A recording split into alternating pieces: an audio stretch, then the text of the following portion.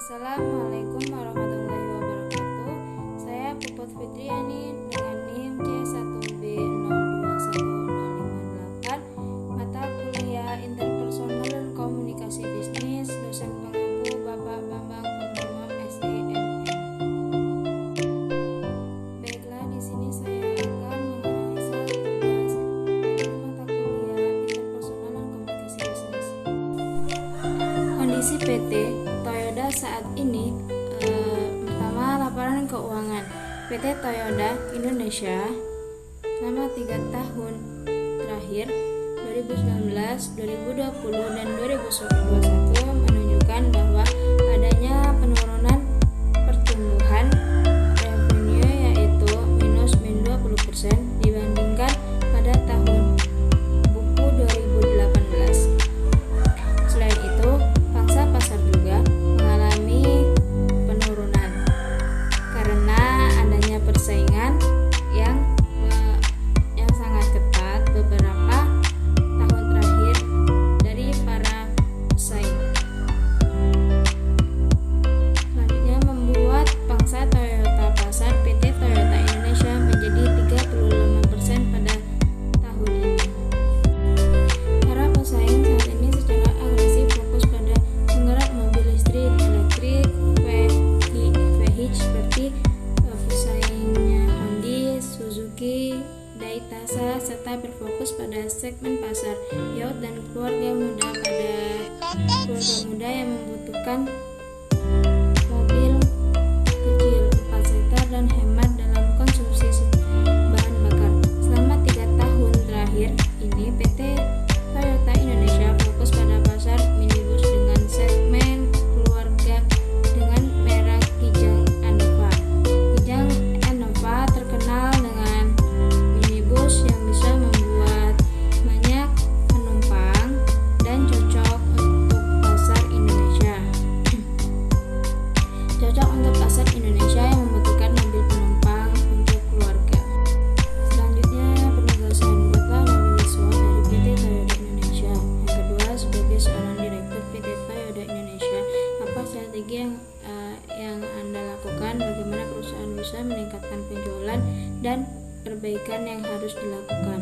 Dan yang ketiga, dengan pendekatan dari sisi interpersonal dan komunikasi bisnis, apa yang perlu diperbaiki dari PT Toyota Indonesia tersebut? Yang pertama, ancaman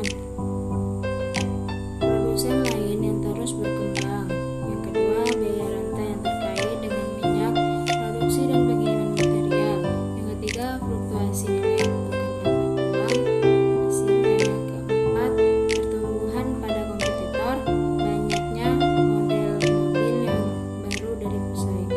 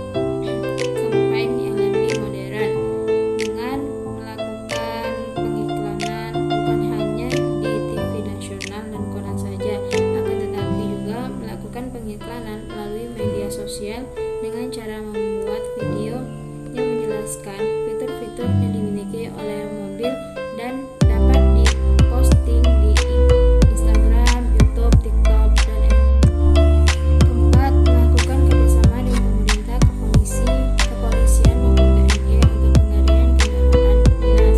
Yang kelima, memberikan diskon, cashback maupun undian kepada setiap pelanggan Toyota.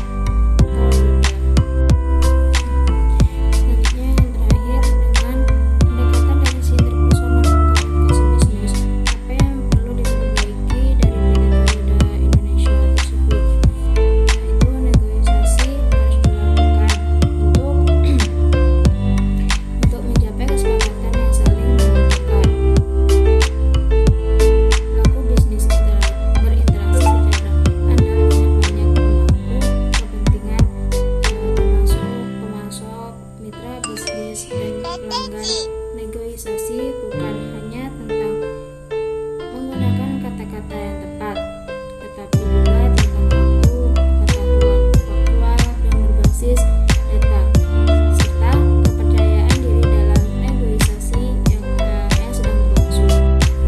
Sesuatu yang perlu diperbaiki di PT Toyota Indonesia didasarkan pada pendekatan komunikasi interpersonal dan bisnis, meningkatkan kinerja tim PR, meningkatkan kinerja tim PR untuk menjaga komunikasi dengan media, mitra, dan pelanggan untuk memastikan penyelesaian masyarakat, keluhan, dan masalah lain yang muncul secara tepat dan optimal, meningkatkan komunikasi antara manajemen dan karyawan agar informasi tersampaikan dengan tepat dan tanpa kesalahpahaman. Mungkin sekian dari saya, kurang dan lebihnya saya mohon maaf. Saya ucapkan terima kasih. Wassalamualaikum warahmatullahi